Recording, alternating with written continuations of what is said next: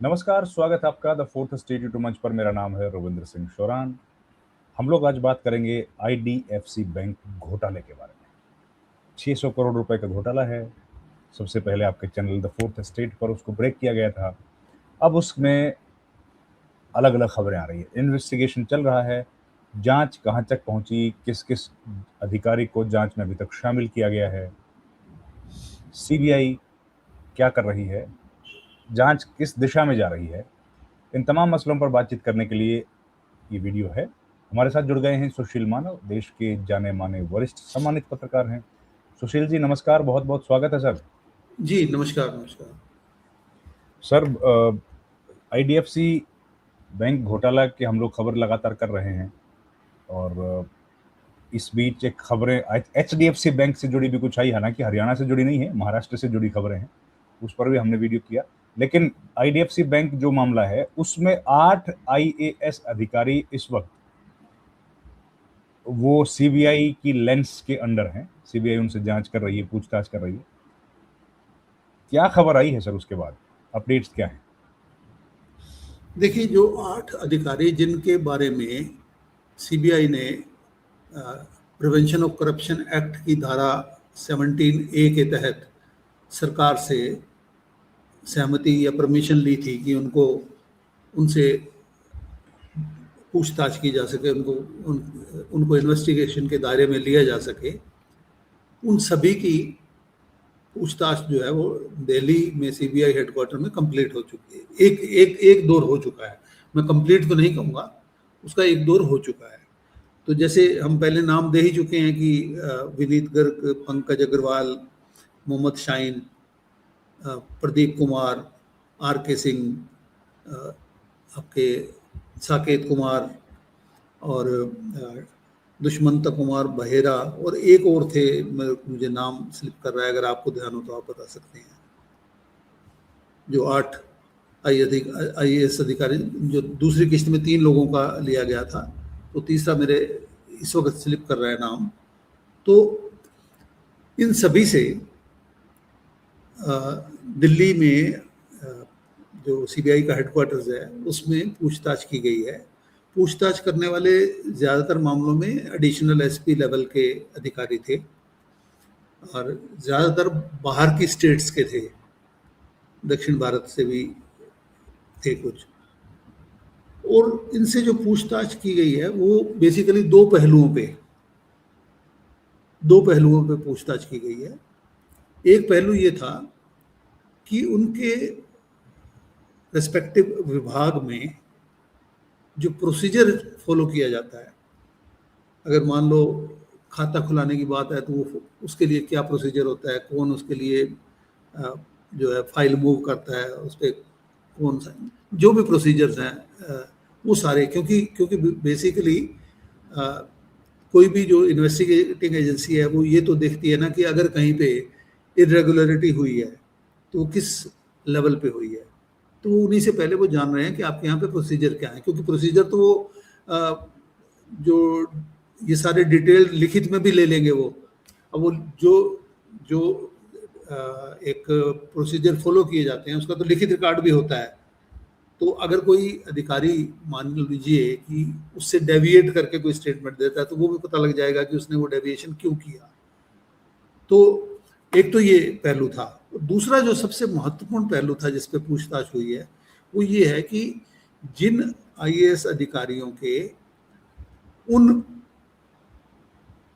Accused जो कि जिनके खिलाफ ऑलरेडी जो सीबीआई के नेट में है और जिनके खिलाफ सीबीआई ऑलरेडी चार्जशीट भी फाइल कर चुकी है, उनके साथ अगर उनका कोई टेलीफोनिक कम्युनिकेशन, व्हाट्सएप कम्युनिकेशन या किसी भी तरह का कम्युनिकेशन, या वो एक स्थान पे कभी इकट्ठे पाए गए हैं उनकी फ़ोन के लोकेशन के हिसाब से, अगर मान लीजिए कि कोई एक्यूज किसी आईएएस अधिकारी के घर पे आए या वो किसी तीसरी जगह पे भी इकट्ठे बैठे हों, किसी होटल में कहीं पे भी, तो उसको लेके भी सवाल किए गए उनसे।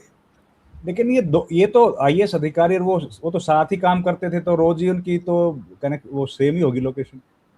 अगर आप बात करेंगे कि एक रियल एस्टेट को डीलर है जिसको एक्यूज किया हो गया है, उसका क्या काम था, राइट एक राइट। ज्वेलर पकड़ा गया है, उसका क्या उसका काम क्या? था? बिल्कुल ठीक एक है। एक कोई कोई बैंक में काम करने वाली की वाइफ है स्वाति करके, उसका क्या काम था?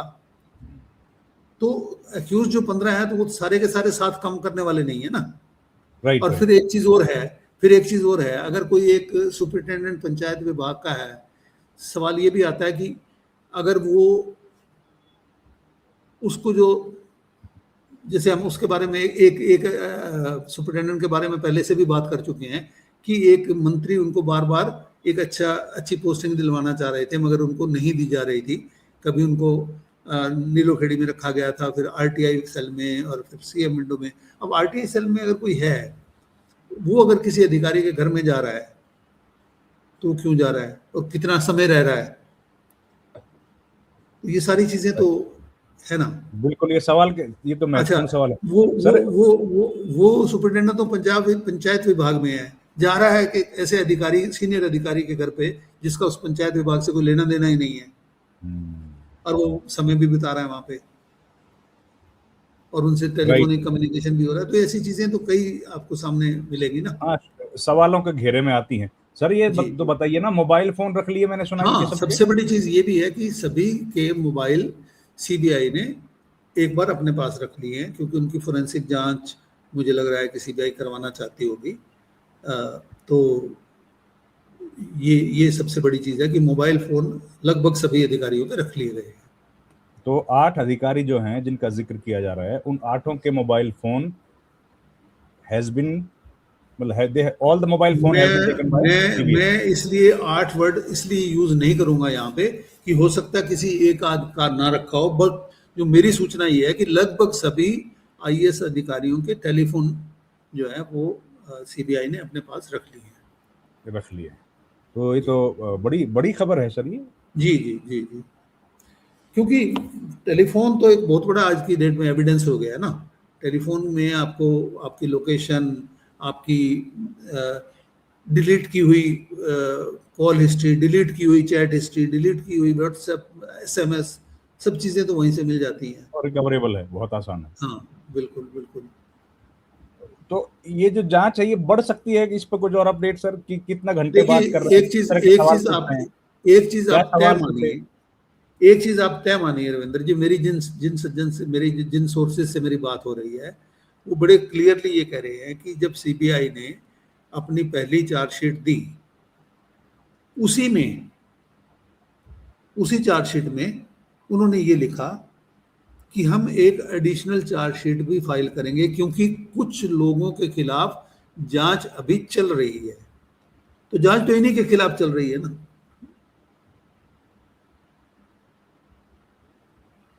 बराबर। हाँ। और बराबर। आप एक चीज को मत भूलिए, आप एक चीज को मत भूलिए कि हरियाणा सरकार ने 2 अधिकारियों को सस्पेंड किया हुआ है। सरकार छोटी मोटी बात पे सस्पेंड नहीं करती है ना। सरकार ने अधिकारियों से, उनसे महत्वपूर्ण, बहुत ही महत्वपूर्ण विभाग उनसे छीने हुए हैं, और उनको ऐसे महकमों में बिठाया हुआ है जिसमें कोई काम नहीं है, प्रिंटिंग एंड स्टेशनरी, है ना, आपका आर्काइव। आर्काइव। तो ये काम जब सरकार ने किया है, तो इसी से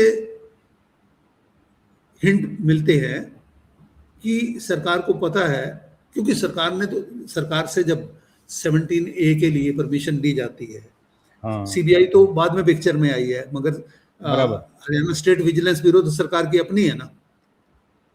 तो जो सही बात। जो एविडेंस आज सीबीआई के पास है, वो तो Haryana vigilance and anti corruption bureau के पास पहले से आ चुके थे, और वो अच्छा सर, ये सरकार के बताइए पास आ ना, चुके थे। सवाल कैसे पूछ रहे हैं, कुछ जानकारी लगी क्या?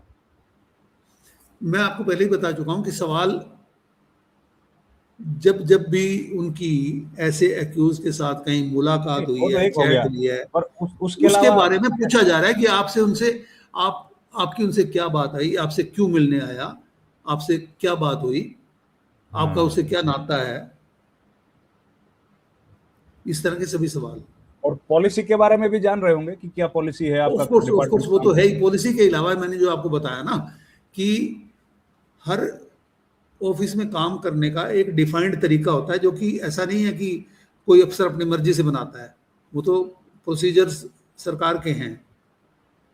उसकी भी जानकारी अधिकारी के मुंह से भी ले रहे हैं। हालांकि उनके पास वो डॉक्यूमेंटेड फॉर्म में भी सरकार से ले चुके होंगे या ले लेंगे, उससे भी वो मैच कर लेंगे कि जो अधिकारी बता रहे हैं और जो वो एक्चुअल में वो एक जैसा है या नहीं है, बट वो भी ले रहे हैं।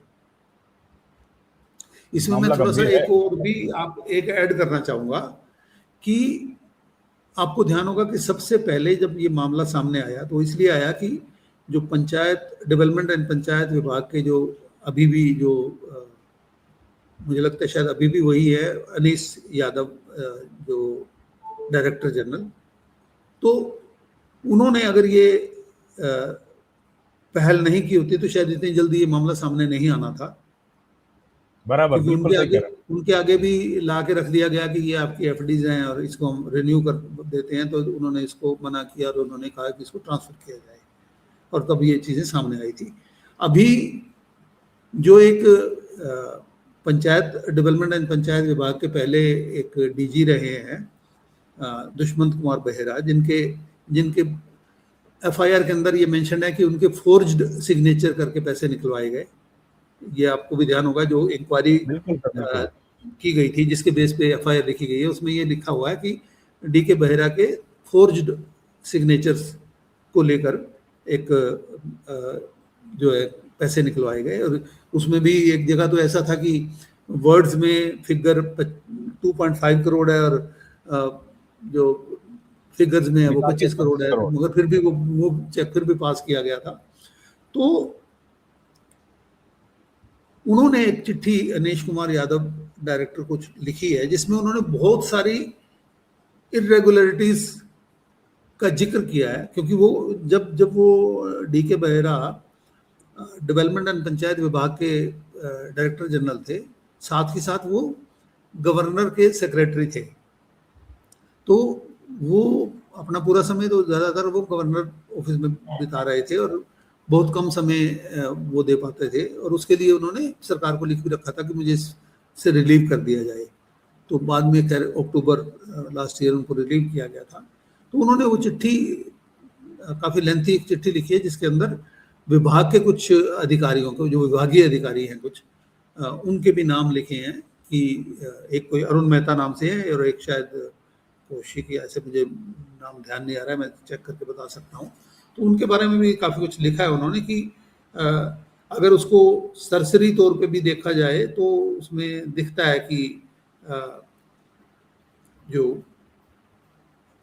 खाते खुलवाने के मामले में क्या गड़बड़ी की गई है, कहाँ कहाँ एक मनोज कौशल नाम लिखा है उन्होंने और दूसरा अरुण मेहता करके लिखा है। तो उसमें भी उन्होंने काफ़ी डिटेल्स में दी हैं कई जगह पे, जैसे आपका खाता है एक्सिस बैंक में भी है, आपका खाता आईडीएफसी बैंक में भी है। आप एक्सिस बैंक के मामले में ईमेल करके कुछ कंफर्मेशन ले रहे हैं, मगर वही कंफर्मेशन आप आईडीएफसी बैंक और एयू स्मॉल फाइनेंस बैंक के मामले में नहीं ले रहे हैं। सिमिलरली चेक बुक का मामला है, चेक बुक में भी आप जो सावधानियां, बेसिकली वो लेटर ज़्यादातर ऐसा है कि जो सावधानियां बरती जा रही थी इसके मामले में, एक्सिस बैंक वाले मामले में, वो सारी सावधानियां उन दोनों में बिल्कुल नहीं बरती जा रही, जिससे ये लगता है कि शायद उन बैंकों के खातों के साथ जो कुछ हो रहा था वो भी विभाग के कुछ लोगों की जानकारी में था। अब जैसे इसमें ये भी है कि एक्सिस बैंक में डी के बेहरा का नाम के साथ मोबाइल नंबर सबमिट किया जाता है ईमेल से, जबकि दूसरी तरफ उस बैंक में कोई प्रिंस करके एक कोई कर्मचारी है, उसका फ़ोन नंबर शेयर किया जाता है। तो ये चीज़ें ऐसी हैं जिससे ये लगता है कि उनमें जो गड़बड़ी हो रही थी, ऐसा नहीं है कि सिर्फ खाता खुलवाने में ही लापरवाही है, उसमें जो गड़बड़ियाँ हो रही थी उसकी भी जानकारी कुछ लोगों को थी।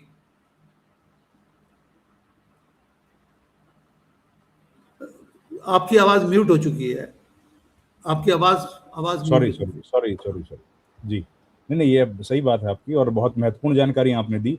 एक बड़ी खबर की लगभग सारे आईएएस अधिकारियों के फोन जब्त कर लिए गए एक, जी, और दूसरा इन्वेस्टिगेशन किस दिशा में जा रही है।